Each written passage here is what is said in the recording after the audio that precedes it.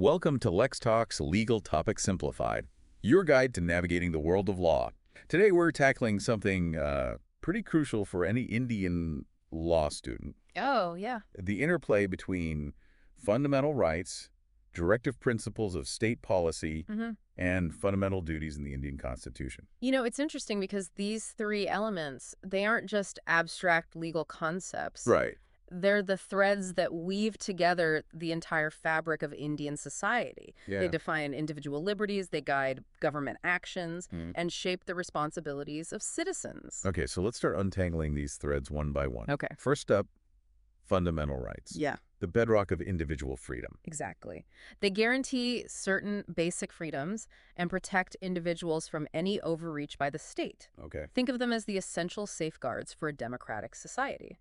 So we're talking about like freedom of speech, religion, Yes. the right to equality, and so on. Uh-huh. Things you can actually go to court to protect. Precisely. India's constitution lists these rights, and you have the power to seek legal remedy if they are violated. Okay. This is what sets them apart. Yeah. They are enforceable by courts. Now that brings us to directive principles of state policy. Mm-hmm.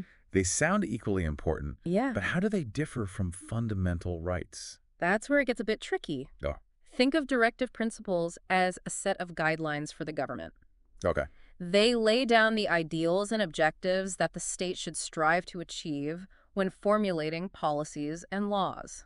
So they're like a moral compass for the government, Yeah, but not something you can directly enforce through legal action. exactly. Okay. They are not legally enforceable in the same way fundamental rights are, Right. but that doesn't mean they are insignificant. Yeah. They represent the socioeconomic goals of the nation. Okay. Things like securing a living wage, providing social security, and promoting education and healthcare. Okay. I see the distinction. But if they're not enforceable, couldn't the government just ignore them? Why are Yeah. they even included in the Constitution? That's a question that has sparked many debates over the years. I bet. The idea is that while they may not have the same legal teeth as fundamental rights, Right. they hold immense moral and political weight. Okay. They serve as a constant reminder to the government of its obligations towards creating a just and equitable society. So it's like a framework for good governance, a set of aspirations for the nation? That's a great way to put it. Okay. They reflect the vision of the kind of India the Constitution's framers aspired to create. All right. So we had these two pillars, Uh-huh. fundamental rights ensuring individual freedoms, Yes. and directive principles guiding government action. Now, where do fundamental duties fit into this equation? Okay. They sound like the flip side of the rights coin. Right. You're on the right track. Fundamental duties essentially outline the moral obligations of every citizen. They emphasize the idea that citizenship comes with responsibilities along with rights. So it's not just about what the country owes you, Right. but also what you owe your country. Precisely. Right. Things like respecting the Constitution, upholding national unity, Mm. and promoting harmony, these are all examples of fundamental duties. But are they enforceable in any way? Mm. Can someone be penalized for not fulfilling these duties? That's a crucial point. Okay. Like directive principles, fundamental duties are not directly enforceable by courts. Okay. However, that doesn't mean they are meaningless. So they are more like moral guidelines than hard and fast rules. Yeah. But then how do they actually make a difference? Well, think of it this way. Even though you can't be legally punished for not fulfilling a duty, Right. they are meant to cultivate a sense of responsibility and patriotism among citizens. Okay. I'm starting to see the bigger picture here. We have these three interconnected elements: Yeah. fundamental rights, protecting individual liberties; Yes. directive principles, setting societal goals; Mhm. and fundamental duties, emphasizing civic responsibilities. Right. But how do they all work together in practice? Don't they sometimes clash? That's where it gets really fascinating. And we'll delve into that complex interplay in part 2 of our deep dive. I'm already intrigued. This is definitely more nuanced than I initially thought. Yeah. I can't wait to see how it all comes together in the next part. It's a complex but fascinating puzzle, Oh. and unraveling it can provide a much deeper understanding of how the Indian legal system actually works. Welcome back to LexTalks. Last time we left off with this intriguing question of how fundamental rights, directive principles, and fundamental duties actually interact in the real world. Right. It sounds like there's a lot of potential for conflict. You're absolutely right. Yeah. There have been many instances where these elements have seemingly clashed, Okay. creating a need for judicial interpretation and balancing. Okay, can you give us a concrete example of such a clash? Sure. I'm curious to see how this plays out in practice. One prominent example is the debate surrounding Article 44 of the Constitution, Mm-hmm. which calls for a uniform civil code for all citizens. Mm-hmm. This directive principle aims to achieve legal uniformity across different religious communities. Right. The idea is to have a single set of personal laws governing marriage, divorce, inheritance, and so on, Yeah, regardless of one's religion. I can exactly. see how that could be controversial. Exactly. The implementation of a uniform civil code often sparks debate as it touches upon sensitive issues of religious freedom and cultural practices. Right. It's a classic example of how a directive principle can run into potential conflict with fundamental rights, Okay. particularly the right to freedom of religion. So how has the Indian legal system navigated this particular conflict? Has the judiciary weighed in on this issue? They certainly have. The Supreme Court has on several occasions expressed its support for the idea of a uniform civil code, Right. highlighting its potential to promote gender equality and national integration. But if it's a directive principle, wouldn't that mean it's not legally enforceable? Right? How can the court push for its implementation if it's not mandatory for the government to act on it? That's the interesting part. Yeah.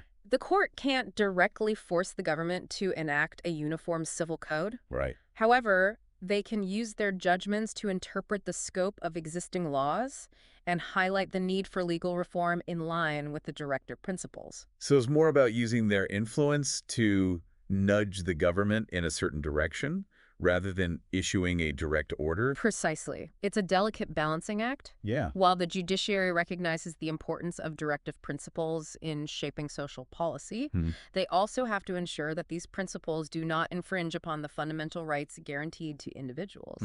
Now, I'm curious about another aspect of this interplay. Okay. You mentioned that directive principles have been used to uphold laws, even when they seem to clash with fundamental rights. Yes. Can you elaborate on that? Absolutely. The 25th Amendment to the Constitution adopted in 1971 is a prime example. Okay. It essentially clarified that laws aimed at achieving the goals of Article 39, Mm-hmm. which deals with equitable distribution of resources and preventing the concentration of wealth, Okay. could not be struck down simply because they appeared to restrict the fundamental rights guaranteed by Articles 14, 19, and 21. Wait, so this amendment essentially gave more power to the directive principles, Right. allowing them to potentially override certain fundamental rights. Yeah. That sounds like a major shift. It was a significant move indeed. Yeah. The intent was to ensure that the pursuit of social and economic justice, as envisioned by the directive principles, was not hindered by a rigid interpretation of individual rights. But didn't that raise concerns about potential misuse? Couldn't this open the door for the government to curtail individual freedoms in the name of achieving broader societal goals? Those concerns were definitely voiced. Yeah. And this is where the judiciary's role as the guardian of the Constitution becomes crucial. The courts have consistently held that while directive principles are important, Right. they cannot be used to completely overshadow or negate fundamental rights. So it's like a constant tug of war between individual liberties and the larger good. You could say that. It's a dynamic tension, and the courts are tasked with finding the right balance, Yeah. ensuring that neither set of principles completely trumps the other. Now let's bring fundamental duties back into this equation. Okay. They are not legally enforceable, right? Correct. So how do they factor into this complex interplay between rights and principles? That's a great question. Yeah. While fundamental duties may not have legal teeth, they play a crucial role in shaping judicial interpretation and public discourse. Okay. The courts have often referenced fundamental duties to uphold the validity of laws that promote civic responsibility and national interest.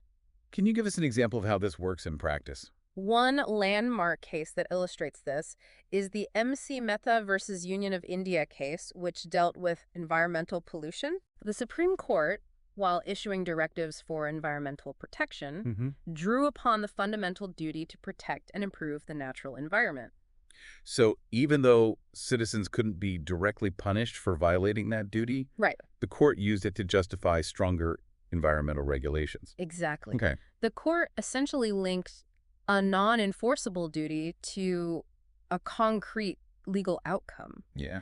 highlighting the inherent connection between individual responsibility and the larger goals of environmental sustainability. That's fascinating. It shows how these seemingly separate elements of the Constitution are actually interwoven in a complex tapestry. Indeed. Okay. And understanding this intricate web of rights, principles, and duties is essential for anyone studying law in India. Right. It's not just about memorizing legal provisions. Yeah. It's about grasping the spirit of the Constitution and how it aims to balance individual freedoms with the collective good. This has been incredibly insightful. Good. I'm starting to see how these concepts play out in real-world legal scenarios. Yeah. But before we move on, I have one more question. Go ahead.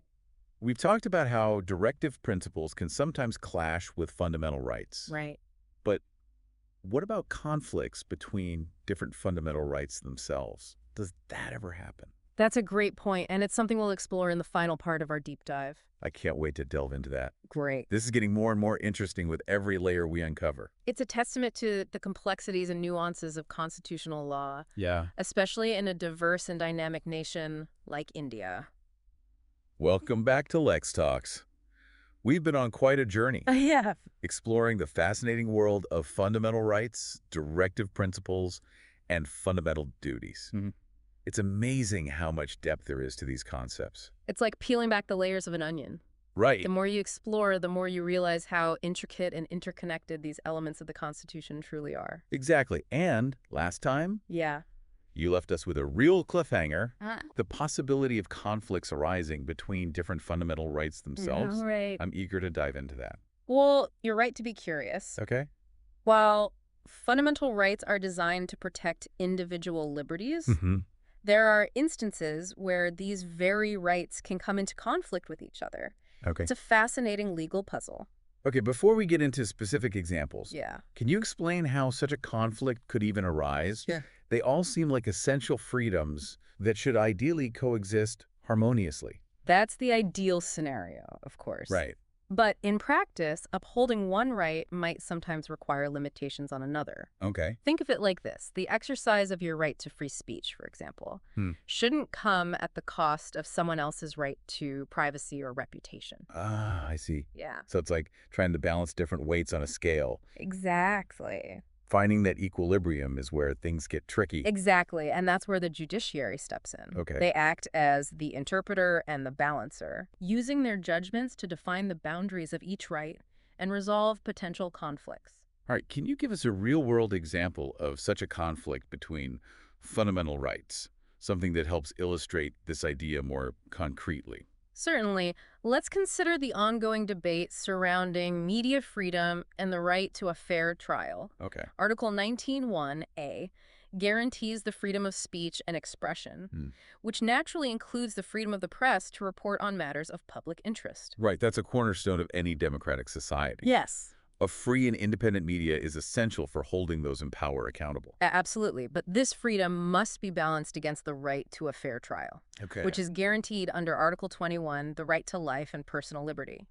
Sensationalized media coverage or the publication of sensitive information during an ongoing trial could potentially prejudice the proceedings and jeopardize an individual's right to a fair hearing. Ah, that makes sense. Yeah. Excessive media attention could sway public opinion, create pressure on witnesses, Right. and even influence the jury or the judges, potentially leading to an unfair outcome. Exactly. It's a classic example of how two fundamental rights, freedom of the press and the right to a fair trial, can come to conflict, Right. creating a complex legal dilemma. So how do the courts navigate such situations? Hmm. How do they decide which right takes precedence in a particular case? It's not about giving absolute priority to one right over the other. Right. The courts typically adopt a balancing test approach. Okay. They weigh the competing interests at stake and try to find a solution that upholds both rights to the greatest extent possible while minimizing any potential harm. So it's about finding a compromise, a middle ground, where both rights can coexist without undermining each other. Precisely. The courts might, for instance, issue guidelines for media reporting during sensitive trials, Okay. prohibiting the publication of certain types of information or imposing restrictions on how the case is covered. The idea is to ensure that media freedom doesn't compromise the integrity of the judicial process. This is so insightful. Yeah. It really highlights the complexity of constitutional law and the crucial role the judiciary plays in interpreting and balancing these fundamental principles. Absolutely. And it's not just limited to conflicts between fundamental rights. The Right. interplay between fundamental rights and directive principles, as we discussed earlier, Uh-huh. also often requires careful judicial consideration. Right. That whole idea of balancing individual liberties with broader societal goals is a recurring theme in constitutional law. Exactly. And it's a theme that will continue to be debated and interpreted as India evolves and faces new challenges. This deep dive has been an eye-opener. Good. It's made me realize how much I still have to learn about these fundamental aspects of our legal system. The journey of learning never truly ends, True. especially in the field of law. Right. There's always something new to discover, a new perspective to consider, a new challenge to grapple with. Well said. And for all our aspiring legal eagles out there, this deep dive has hopefully provided a solid foundation for understanding the intricate relationship between fundamental rights, directive principles, and fundamental duties. Absolutely. It's not just theoretical knowledge. It's the key to unlocking a deeper understanding of how law shapes our lives and our society. Indeed. And as you continue your legal studies, Yeah. remember to always approach these concepts with a critical and inquisitive mind. Awesome. Thank you for joining us for this deep dive into fundamental rights, directive principles, and fundamental duties. Yes, thank you. It's been a pleasure having this conversation. Likewise. And we hope you'll join us next time for another deep dive on LexTalks. See you then. Thank you for listening to LexTalks. Follow, subscribe, and stay notified for future episodes.